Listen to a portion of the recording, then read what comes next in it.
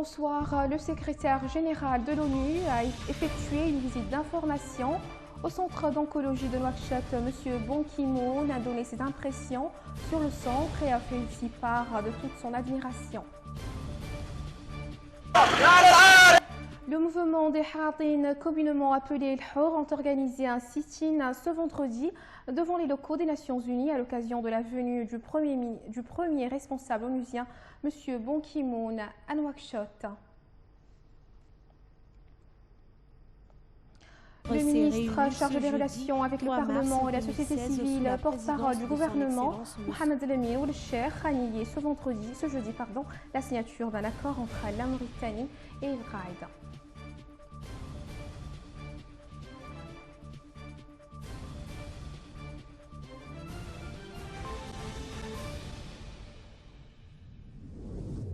Bonsoir et bienvenue. Le Premier ministre, M. Yahya Al-Hademin, a présidé ce vendredi après-midi au Palais des conférences internationales de Nouakchott une rencontre ouverte sur les formations politiques, les organisations de la société civile, les centrales syndicales et les organisations professionnelles, et ce à l'occasion de la visite du secrétaire général des Nations Unies, M. Ban Ki-moon, en Mauritanie. Le secrétaire général des Nations Unies a remercié le gouvernement et le peuple mauritanien pour l'accueil chaleureux qui lui a été réservé, soulignant qu'il a eu des entretiens fructueux avec le président mauritanien, le Premier ministre et le ministre des Affaires étrangères. Il s'est en outre félicité du rôle joué par la Mauritanie dans le domaine du développement durable et au niveau de la sécurité et de la stabilité dans le monde. Le secrétaire général s'est aussi félicité du rôle des cadres mauritaniens qui ont été choisis dans le cadre des Nations Unies pour résoudre de nombreux problèmes dans le continent africain et dans le monde. Le président mauritanien Mohamed Ould Abdelaziz a reçu ce vendredi 4 mars 2016 en audience au palais présidentiel de Nouakchott le secrétaire général des Nations Unies, M. Ban Ki-moon, actuellement en visite en Mauritanie. À sa sortie d'audience, le premier responsable onusien a fait une déclaration. Je cite: « Je remercie la Mauritanie pour le concours qu'elle apporte à mon envoyé personnel, M. Christopheros. » Le président Ould Abdelaziz s'est montré particulièrement accueillant. La position mauritanienne de neutralité positive est bien comprise par tous. C'est là une manière constructive d'aborder ce différend épineux qui empêche la région de tirer pleinement parti du potentiel de son peuple. Le président et moi-même avons convenu que les pays du Sahel ne devaient pas seulement remédier à la sécurité, mais également s'attaquer aux causes profondes de la stabilité que sont la pauvreté, le chômage, la faiblesse et la gouvernance, l'exclusion sociale, la faiblesse de la gouvernance et l'exclusion sociale, les discriminations et l'impunité des violations des droits de l'homme. La sécurité, le développement, la bonne gouvernance et le respect des droits de l'homme forment un tout indissociable et doivent être appréhendés ensemble. La Mauritanie fait des progrès notables dans le renforcement de la démocratie. Je me réjouis de la volonté manifestée par le gouvernement d'engager un dialogue politique avec toutes les parties prenantes. Il a noté pour terminer, le gouvernement doit comprendre que la société civile peut être un précieux partenaire éveillé à la protection des droits de l'homme les plus élémentaires et la liberté d'expression. Auparavant, le secrétaire général de l'ONU, M. Ban Ki-moon, avait effectué ce vendredi 4 mars 2016 une visite d'information au centre d'oncologie de Nouakchott. Au terme de cette visite, le secrétaire général des Nations Unies a donné ses impressions sur le centre, a fait aussi part de toute son admiration pour cette expérience et dit combien il apprécie son rôle pilote dans l'allègement des souffrances des cancéreux. Babacar Nam. En effet, le secrétaire général des Nations Unies, M. Ban Ki-moon, s'est informé sur le terrain de l'expérience de cette structure vitale dans le traitement des malades du cancer et des différentes prestations qu'elle offre, ainsi que des conditions des malades, des traitements apportés, de leur coût, de la nature des facilités matérielles et financières offertes aux patients, en plus de la nature des assurances maladie. M. Ban Ki-moon a visité l'unité de diagnostic par rayon laser, celle de la médecine nucléaire, et écouté le directeur général de l'établissement présenter des explications sur l'apport de ces deux unités au service du centre et leur contribution à garantir l'accès des malades aux meilleurs soins existants dans la sous-région. Le secrétaire général, notant au terme de cette visite ses impressions sur le registre d'or du centre, a fait part de toute son admiration pour cette expérience et dit combien il apprécie son rôle pilote dans l'allègement des souffrances des cancéreux.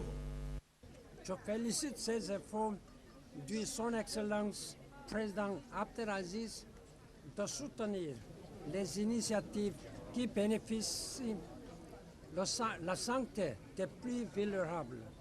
J'encourage les autorités à poursuivre le processus d'amélioration de l'offre de santé en Mauritanie pour les populations urbaines et rurales. Je réitère l'engagement des Nations Unies et surtout de notre équipe en Mauritanie à soutenir les efforts du gouvernement de Mauritanie dans la lutte pour la réduction de la mortalité maternelle et infantile. Ce n'est qu'en travaillant ensemble, en tant que partenaires, que nous atteindrons les objectifs du développement durable. Je vous remercie encore le personnel de l'hôpital de m'avoir permis de passer quelque temps avec vous. Votre dévotion à votre travail et à vos patients est un exemple pour nous tous. Je vous remercie. Merci. Merci beaucoup. Rappelons que le Centre national d'oncologie apporte des soins gratuits à tous les citoyens, qu'il s'agisse de ceux qui disposent d'assurance maladie ou des indigents qui justifient d'une attestation de prise en charge des affaires sociales. Ces derniers bénéficient d'une baisse consistante du coût des traitements dont le centre prend en charge 50%. Le centre, créé en 2006, a été doté d'équipements ultramodernes en 2008 et a fait l'objet d'une extension pour englober des unités modernes de traitement par rayon laser. Il assure de la situation des patients indigents, après quoi les soins leur sont présentés gratuitement. Le centre a accueilli de 2010 à ce jour plus de 1000 malades dont il s'est assuré de leur état et des diagnostics dont ils ont fait l'objet en attendant d'apporter à la plupart d'entre eux les traitements suivant le type d'atteinte dont ils souffrent. Le centre a étendu récemment sa sphère en accueillant désormais des cancéreux des pays voisins de la sous-région. Des Hadin, communément appelés El Hour, ont organisé un sit-in ce vendredi devant les locaux à l'occasion de la venue du premier responsable onusien, M. Ban Ki-moon, à Nouakchott. Le but de ce regroupement est, selon les initiateurs de cette manifestation, est de protester contre l'injustice, la marginalisation et d'autres formes de maltraitance des Hadin. Vraiment que nous allons profiter à l'occasion de laquelle pour exprimer notre colère parce que aujourd'hui vraiment nous faisons ce sit-in, nous faisons vraiment cette activité pour dire que vraiment cette injustice, cette oppression doit s'arrêter, que vraiment pour dire stop à cette oppression, à cette dictature, cette forme de dictature vraiment qui continue à exclure, à marginaliser notre communauté, la communauté haratine. Oui, nous l'avons mené aujourd'hui à l'occasion de la présence et de l'arrivée du premier responsable de l'organisation onusienne, le secrétaire général, M. Ban Ki-moon. Vraiment montrer que vraiment notre haine à l'égard de ce pays. Nous avons toujours montré que nous aimons ce pays, que nous sommes des citoyens, que nous sommes des patriotes, que la Mauritanie vraiment est la mienne, est la nôtre, que la Mauritanie vraiment doit être juste, doit être égalitaire et que le pouvoir, les différents pouvoirs qui se sont succédés, les différents pouvoirs dictatoriaux, esclavagistes, vraiment qui ne font qu'encourager les esclavagistes, vraiment c'est des pouvoirs vraiment qui doivent changer, vraiment leur forme de gestion. Le ministre ministre chargé des relations avec le Parlement et la société civile, porte-parole du gouvernement, Mohamed Lamine Ould-Cheikh, a nié ce jeudi la signature d'un accord entre la Mauritanie et le Qaïda. Le porte-parole du gouvernement s'exprimait lors de la conférence de presse hebdomadaire consacrée aux travaux du Conseil des ministres. Cette information, rapportée par certains médias, appelait à un certain nombre d'interrogations. Certains sites, a dit le ministre, ont rapporté l'information telle qu'annoncée par les médias internationaux. Le ministre parle de contradiction dans les faits, précisant qu'on évoque un projet d'accord ou tout simplement une intention de passer en accord, et on précise que cela s'est passé en 2010, l'année où ces groupes terroristes avaient envoyé des véhicules bourrés d'explosifs pour mener des attentats à Nouakchott.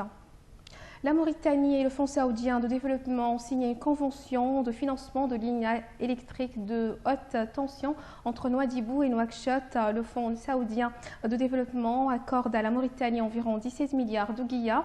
La convention a été signée par Mkhtar Ould-Cheikh, ministre mauritanien de l'économie et des finances, et Youssouf Ben Abrahim El Bassem, l'administrateur délégué du Fonds saoudien de développement.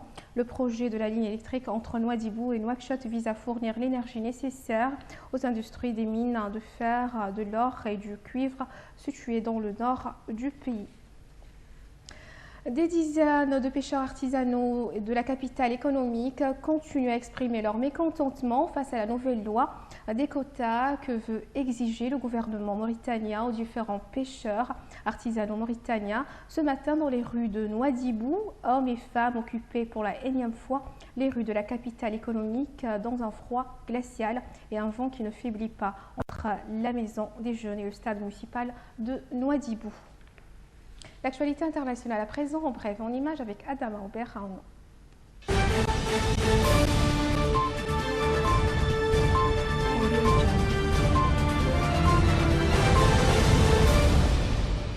Le Bénin, qui élit dimanche son premier président, a été le premier État d'Afrique francophone à avoir entamé une transition démocrate au début des années 1990.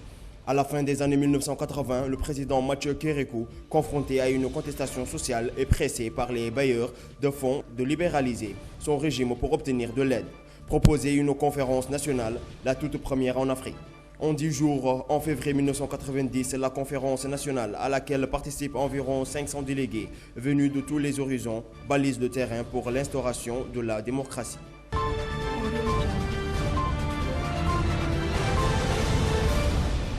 Le Super Tuesday a parlé et finalement, à côté de l'ouragan Trump, le sénateur Ted Cruz ne s'en sort pas si mal. Après avoir remporté le très religieux État de l'UA, ce paragon d'ultra-conservatisme a en effet ajouté l'Alaska, le Texas et l'Oklahoma à sa panoplie. Il compte pour l'instant 169 délégués contre 285 pour le milliardaire. Des comptes qui font de Ted Cruz bien loin devant Marco Rubio, la plus sérieuse des alternatives à Donald Trump, le candidat le plus craint de l'établissement du Parti républicain.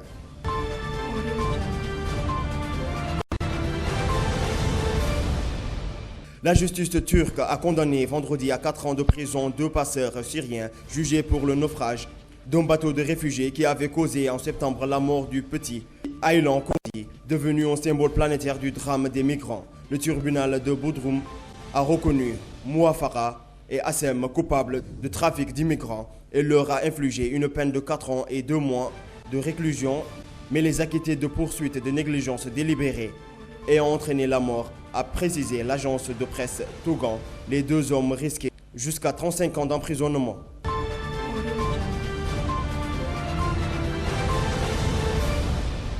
L'agence de sûreté nucléaire considère qu'il n'y a pas de raison de fermer actuellement la centrale du point de vue de la sûreté nucléaire, a déclaré vendredi l'AFP. Un porte-parole de la ministre allemande de l'Environnement, Barbara, a estimé vendredi que Fechem, proche de la frontière avec l'Allemagne et la Suisse, est trop vieille et devrait être fermée le plus vite possible.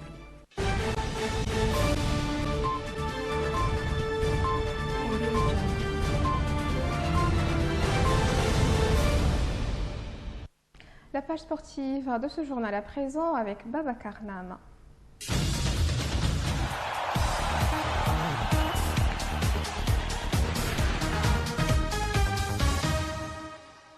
Dans une semaine, Karim Benzema en saura plus sur ses chances de disputer l'Euro 2016. La chambre de l'instruction de la Cour d'appel de Versailles, qui devait se prononcer ce vendredi, a repoussé le vendredi prochain, selon le Parisien. Sa décision concernant la levée ou non du contrôle judiciaire de l'attaquant du Real Madrid dans le cadre de l'affaire de la sextape de Mathieu Van Buena. Selon l'équipe, ce contrôle judiciaire est pratiquement le dernier obstacle pour Benzema sur la route de l'Euro.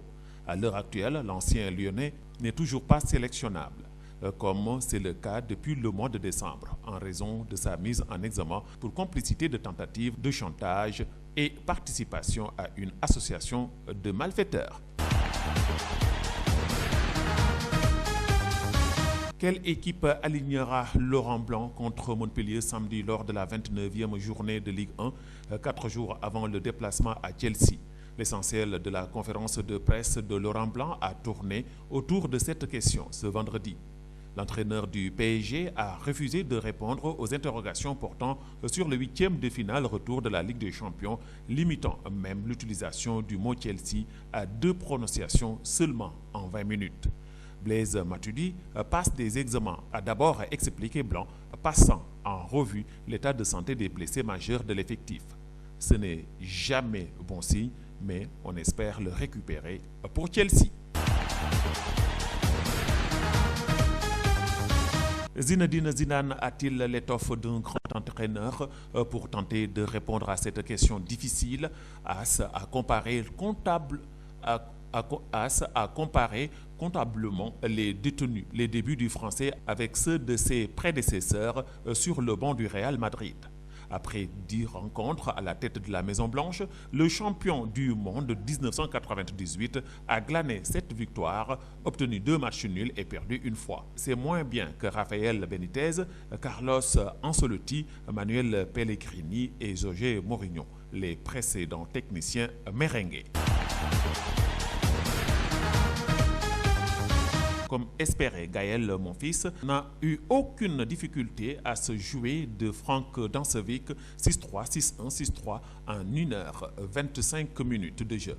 Yannick Noah, pour sa grande première, n'a donc absolument pas tremblé. Vasek Pospisil donnera peut-être un peu plus de fil à retordre à Gilles Simon pour le deuxième match. Mais en même temps, il va être difficile de faire pire pour le Canada. Sur terre battue, les statistiques de Dansevic étaient mauvaises et surtout inexistantes ou presque face à un Gaël Monfils plus tard que jamais en Coupe Davis.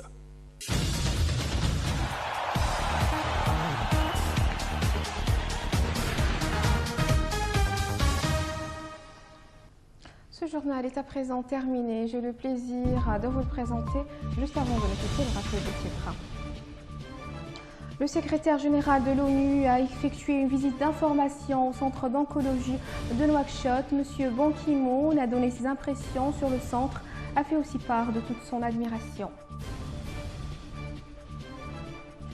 Le mouvement des Hatin, communément appelé le Hor, ont organisé un sit-in ce vendredi devant les locaux des Nations Unies à l'occasion de la venue du premier responsable onusien, monsieur Ban Ki-moon, à Nouakchott.